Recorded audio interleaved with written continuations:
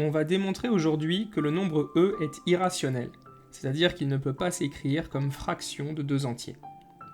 Il existe plusieurs façons de le démontrer, et celle que l'on va utiliser aujourd'hui s'appuie uniquement sur des notions élémentaires vues au lycée, allant de l'étude d'une suite d'intégrales à un raisonnement par récurrence et bien sûr un raisonnement par l'absurde.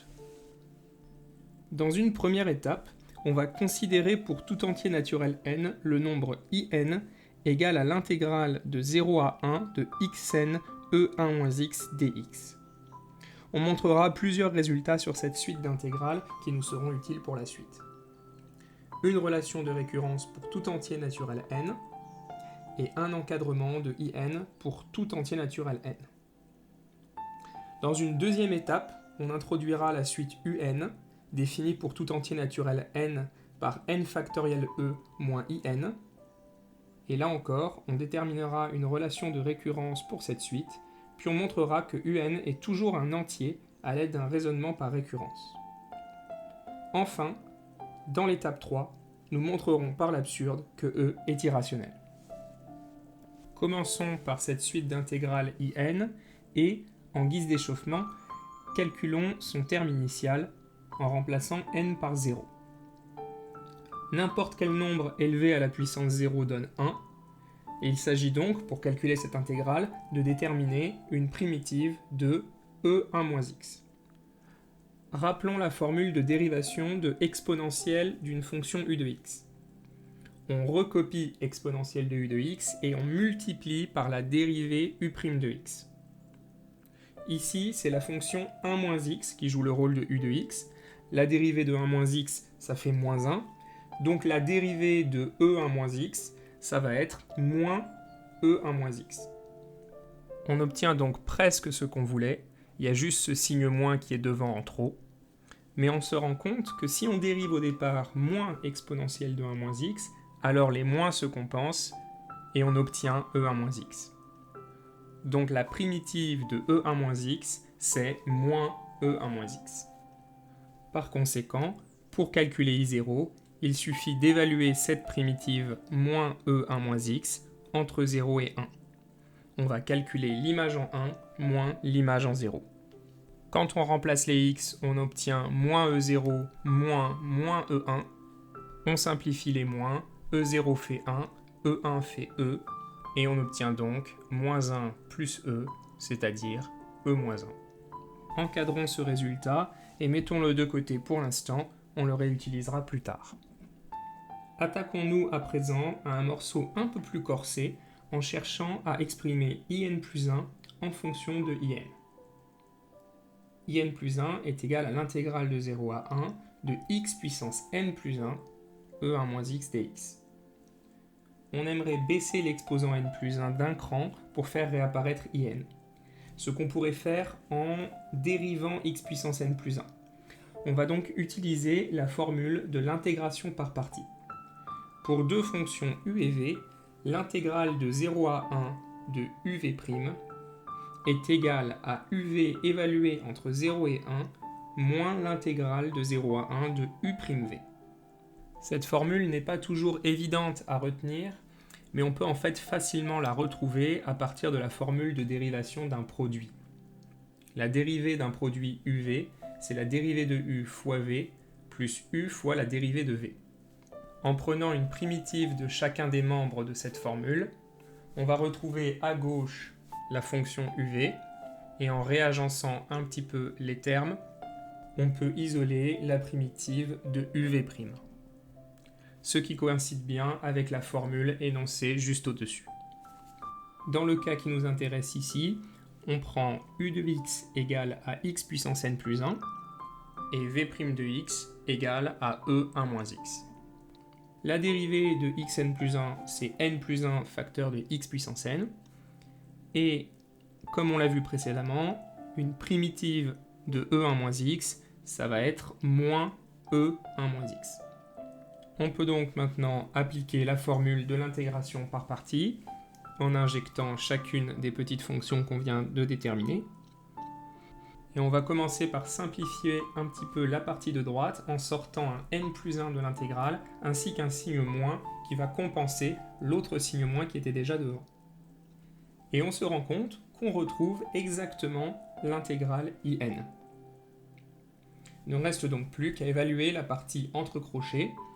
On peut au préalable enlever les parenthèses en mettant le moins devant. L'image en 0 fait 0 et l'image en 1 fait moins E0, c'est-à-dire moins 1.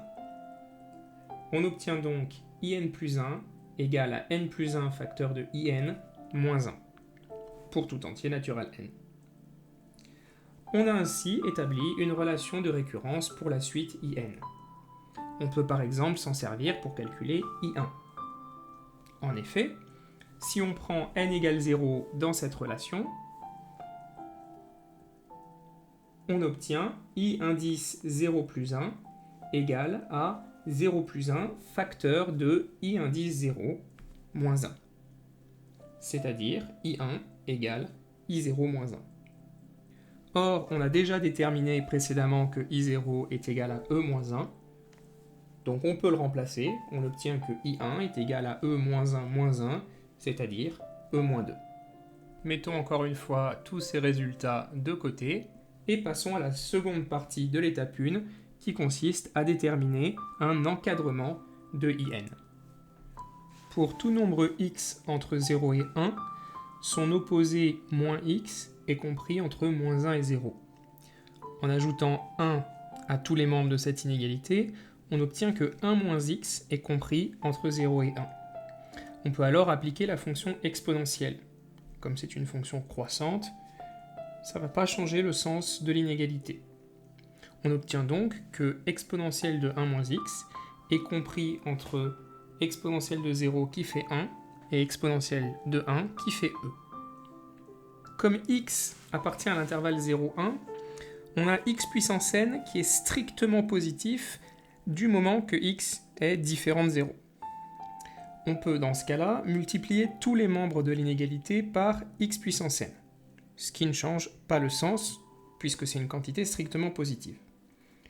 On obtient donc que x puissance n e1 moins x est compris entre x puissance n et e fois x puissance n. Dans le cas particulier où x est égal à 0, les trois membres de cette nouvelle inégalité sont tous égaux à 0, donc en fait l'inégalité est bien vraie pour tout x dans l'intervalle 0,1. On peut donc intégrer chacun des membres de cette inégalité entre 0 et 1, ce qui ne change pas les sens. Dans le membre du milieu, on reconnaît notre intégrale IN, et dans le membre de droite, on peut sortir le e devant l'intégrale. Pour finir, il nous reste à calculer l'intégrale de 0 à 1 de x puissance n dx, ce qui ne pose aucun problème. Rappelons simplement que la dérivée de x puissance n plus 1, c'est n plus 1 facteur de xn, et donc si on divise par ce facteur n plus 1 dès le départ, on obtient une dérivée égale à x puissance n. Par conséquent, la primitive de x puissance n, c'est x puissance n plus 1 sur n plus 1. On peut donc calculer notre intégrale de x puissance n entre 0 et 1 en évaluant cette primitive entre 0 et 1. L'image en 1 fait 1 sur n plus 1, l'image en 0 fait 0.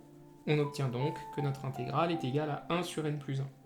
Par conséquent, l'encadrement de IN devient 1 sur n plus 1 inférieur à IN inférieur à e fois 1 sur n plus 1, c'est-à-dire e sur n plus 1.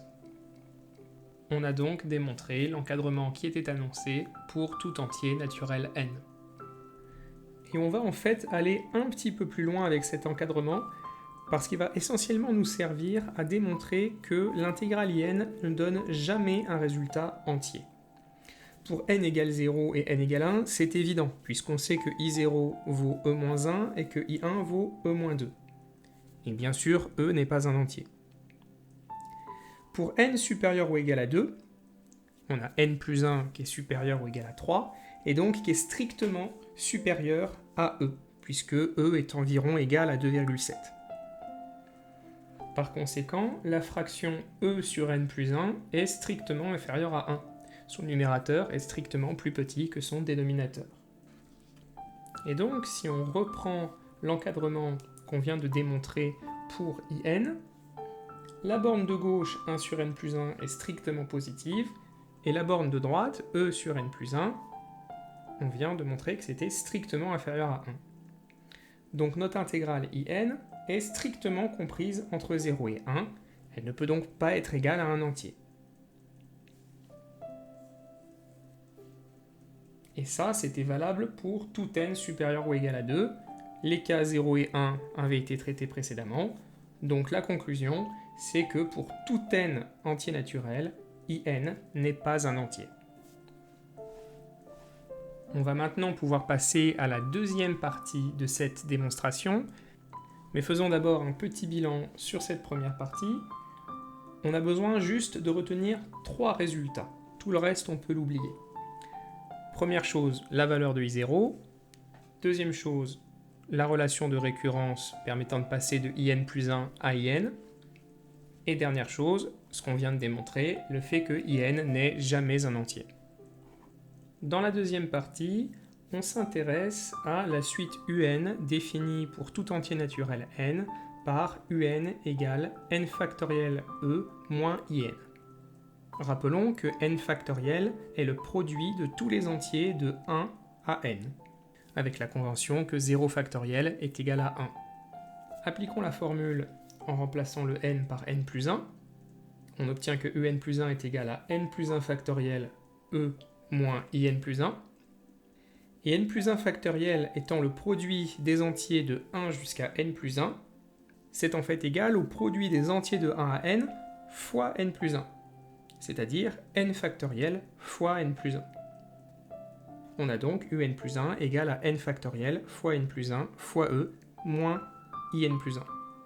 En reprenant ce qu'on a établi dans l'étape précédente, on peut utiliser la formule de récurrence de in plus 1 en remplaçant par n plus 1 facteur de in moins 1.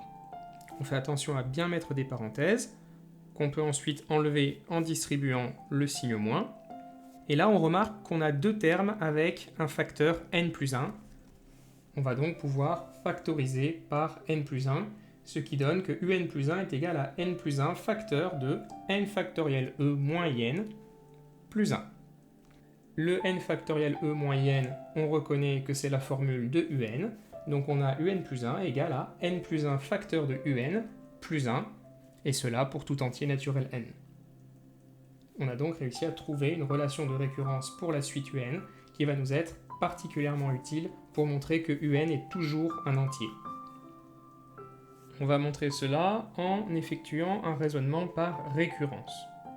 Pour l'initialisation, en n égale 0, on remplace dans la formule de un le n par 0, et on obtient que u0 est égal à 0 factoriel e moins i0. Comme on l'a dit, 0 factoriel est égal à 1, et comme on l'a vu à l'étape 1, i0 est égal à e moins 1. On obtient donc que u0 est égal à e moins e plus 1, c'est-à-dire 1, et donc c'est bien un entier. La propriété est initialisée. Pour l'hérédité, on suppose pour un certain entier naturel n que un est un entier, et on utilise notre relation de récurrence, un plus 1, qui est égal à n plus 1 facteur de un plus 1, va alors forcément être un entier, puisque un, on vient de supposer que c'en était un, n plus 1, c'en est un, et si on ajoute 1, ça reste un entier. Par conséquent, la supposition un entier entraîne que un plus 1 est un entier. La propriété est héréditaire. Conclusion, par axiome de récurrence, un est un entier pour tout entier naturel n. Et là encore, on va aller un petit peu plus loin dans cette étape 2, en reprenant le fait que in, lui, n'était jamais un entier. Comme un est égal à n factoriel e moins in, on a in qui est égal à n factoriel e moins un. Et ça va impliquer que n factoriel e ne peut pas être un entier. Parce que si c'en était un, le fait d'enlever un, qui est toujours un entier, donnerait un résultat entier, et donc in serait entier, mais ce n'est pas le cas. C'est impossible, n factoriel e n'est pas un entier, quel que soit n entier naturel. Et c'est ce résultat qui va nous permettre de conclure dans l'étape 3. Pour cette étape 3, on effectue un raisonnement par l'absurde en supposant que e est un nombre rationnel. Il s'écrit donc P sur Q avec P un entier et Q un entier naturel non nul. Prenons un entier naturel n supérieur ou égal à q. Si on s'intéresse à n factoriel, le produit de tous les entiers de 1 jusqu'à n, il y aura nécessairement dans la liste de ces facteurs le facteur q, puisque q est plus petit que n. Par conséquent, si on divise par q, on obtient que n factoriel sur q est un produit de plusieurs entiers, donc n factoriel sur q est un entier. Si on multiplie par p qui est un entier, on obtient que n factoriel fois p sur q est un entier, et comme p sur q est égal à e d'après notre supposition, on obtient que n factoriel e est un entier. Mais justement, on avait démontré que n factoriel e ne pouvait jamais être un entier. On obtient donc une contradiction. Notre supposition initiale était fausse, et ainsi, e n'est pas un nombre rationnel. E est irrationnel.